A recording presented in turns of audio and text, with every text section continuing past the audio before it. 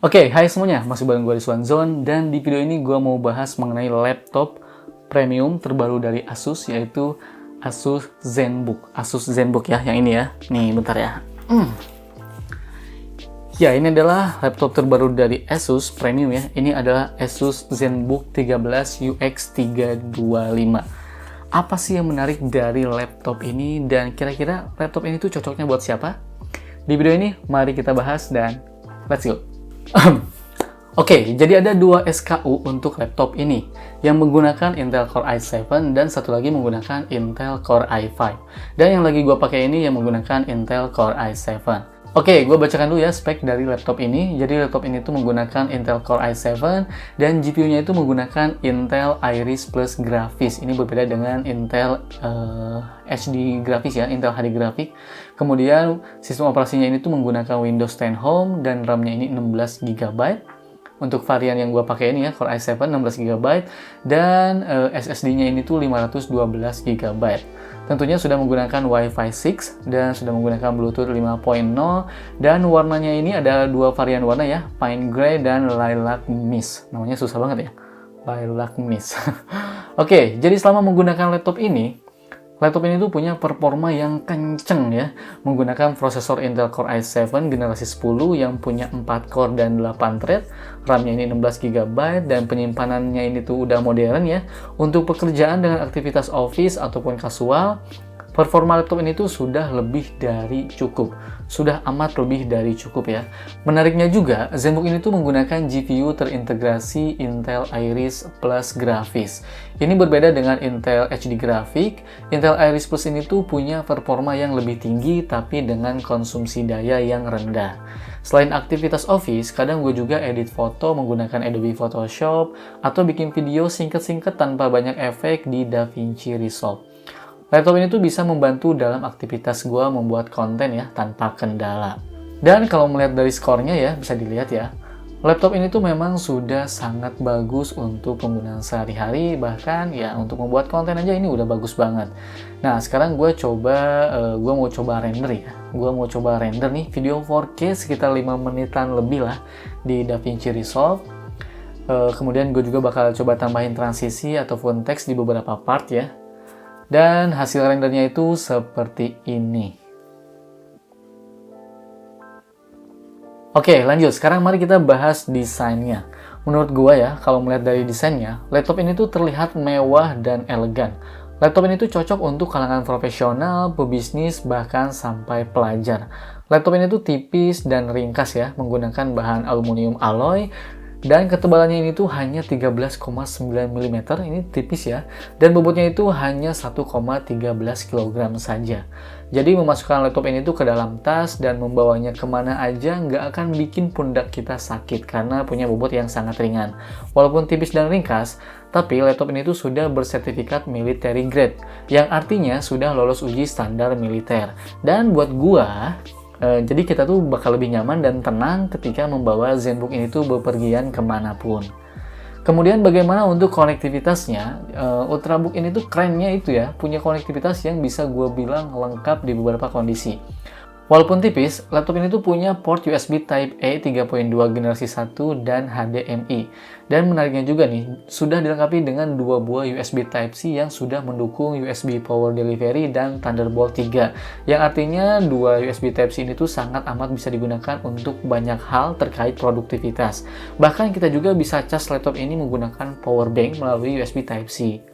Oh iya, satu lagi, sudah dilengkapi dengan slot micro SD. Jadi kita transfer data dari smartphone ataupun kita mau transfer data dari kamera itu bisa jadi lebih mudah. Kemudian kalau misalnya kalian bertanya nih, kenapa nggak ada jack audio dan LAN port? Santai aja nih, Asus juga menyediakan dongle-nya nih, seperti ini ya. Ini tuh untuk port jack audio, dan ini tuh untuk LAN port atau RJ45. So, ya, don't worry. Nah, sekarang mari kita dengerin aja gimana kualitas speaker dari laptop ini yang sudah mendukung Harman Kardon. Silahkan teman-teman gunakan headsetnya biar hasilnya tuh lebih jelas ya. Gunakan headset, dan ini adalah hasil speaker dari ZenBook 13.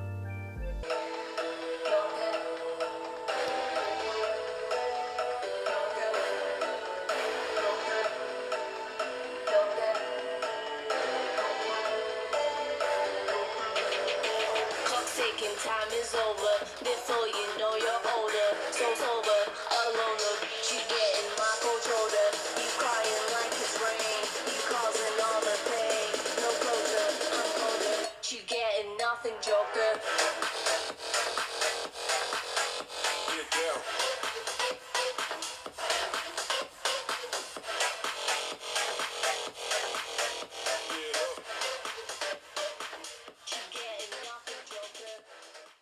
Oke, lanjut. Sekarang bagaimana untuk layarnya? Layarnya ini tuh berukuran 13 inci dengan rasionya itu 16:9, menggunakan panel IPS dan beresolusi Full HD dengan kecerahan layarnya ini 300 nits. Dan yang paling menarik ini sudah 100% sRGB dan tentunya menggunakan teknologi Nano Edge Display yang bikin bezel layarnya ini tuh sangat tipis dan punya screen to body ratio mencapai 88%. Gambar yang dihasilkan layarnya ini tuh sudah oke banget ya, nyaman digunakan untuk aktivitas multimedia. Detailnya dapet, saturasinya pas, ya pokoknya bagus sih ini ya. Dan karena sudah 100% sRGB, menurut gua layar ini tuh sudah layak untuk digunakan aktivitas untuk konten creator karena akurasi warna yang dihasilkannya itu jauh lebih baik. Kemudian di bagian atas layarnya ini juga terdapat webcam dengan kualitas HD yang sudah cukup untuk penggunaan video call. Apalagi di masa pandemi seperti ini ya, webcam itu sangat dibutuhkan untuk pekerjaan ataupun untuk belajar ataupun untuk sekolah ya. Webcamnya juga dilengkapi dengan 3D infrared kamera yang sudah mendukung fitur Windows Hello. Jadi berkat kamera ini kita bisa masuk ke dalam sistem tanpa harus mengetikkan password. Cukup biarkan kamera men-scan wajah dan kita akan bisa membuka lock screen dengan mudah. Windows Hello ini tuh tidak hanya membuat proses login menjadi lebih mudah dan cepat, tetapi juga lebih aman. Mantap ya. Nah, salah satu fitur menarik di ZenBook 13 ini adalah Edge-to-Edge Keyboard. Fitur ini tuh membuat keyboard ini tuh melebar ya, melebar hingga kedua sisi bodinya. Artinya keyboard di laptop ini tuh luas dan tombolnya tuh lebih besar. Dan berkat fitur ini mengetik menjadi lebih nyaman. Selain itu karena desainnya juga ergolift, membuat ngetik di ZenBook ini tuh enak banget. Nggak tahu enak aja gitu ya. Jujur menurut gua keyboard terenak produk Asus itu ya ZenBook. Soalnya gue juga pakai ZenBook nih, jadi emang enak banget, serius enak banget. Terus menarik berikutnya tentu number pad 2.0 atau numpad. Sebelumnya fitur ini sudah ada juga di lini Ultrabook-nya Asus, cuman kali ini tuh berbeda ya, karena kita bisa menggunakannya sebagai touchpad dan numpad secara bersamaan. Selama gua coba ya, ini tuh berfungsi dengan baik, touchpadnya juga cukup sensitif dan cukup empuk. Dan untuk numpadnya jujur gua jarang pakai ya, karena pekerjaan gua tuh jarang berhubungan dengan angka. Tapi kalau pekerjaan kalian selalu berkaitan dengan angka, numpad ini bakalan ngebantu banget. Nah, selain performa dan desain, kelebihan laptop ini adalah baterainya. Laptop ini tuh dilengkapi dengan baterai 65 Wh yang dapat bertahan hingga 22 jam berdasarkan pengujian internal Asus. Sementara pas diuji menggunakan PCMark 10 ya pada modern Office, laptop ini tuh bertahan hingga 12 jam 44 menit. Dan ini kondisinya ketika connect ke WiFi.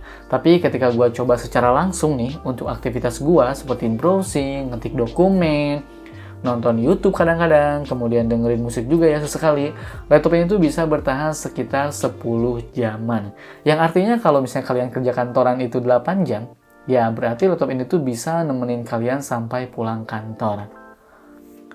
Oke, kesimpulannya, menurut gua pribadi, selain laptop ini tuh punya desain yang baru dan bagus ya, terlihat mewah, laptop ini tuh punya performa yang kenceng. Jadi bisa diandalkan untuk pekerjaan kita sehari-hari. Dan laptop ini tuh menurut gua cocok untuk para pebisnis, profesional, content creator juga cocok menurut gua ya. Di beberapa kondisi content creator ya. Dan ini tuh cocok juga untuk para pelajar. Jadi kalau misalnya kalian butuh laptop yang tipis, yang enak dibawa kemana aja biar nggak pundak kita sakit, kemudian baterainya ini awet, punya layarnya juga bagus, dan performanya yang kenceng, menurut gua laptop ini tuh bisa menjadi pilihan terbaik. Tapi kalau misalnya budget kalian kurang dari laptop ini ya, maksudnya di bawah laptop ini, kalian juga bisa beli yang variannya yang Core i5. Oke, paling itu saja video kali ini. Semoga bermanfaat. Kalau misalnya kalian mau beli laptop ini dan kalau misalnya kalian tertarik, cek aja linknya di kolom deskripsi. Oke, gue pamit. Kalau misalnya bermanfaat, ya subscribe. Kalau misalnya enggak, ya nggak usah di subscribe. Oke, gue pamit sekali lagi ya. Bye. Ini tuh enak banget loh. tipis, enak, dibawa kemana-mana enak, enak banget.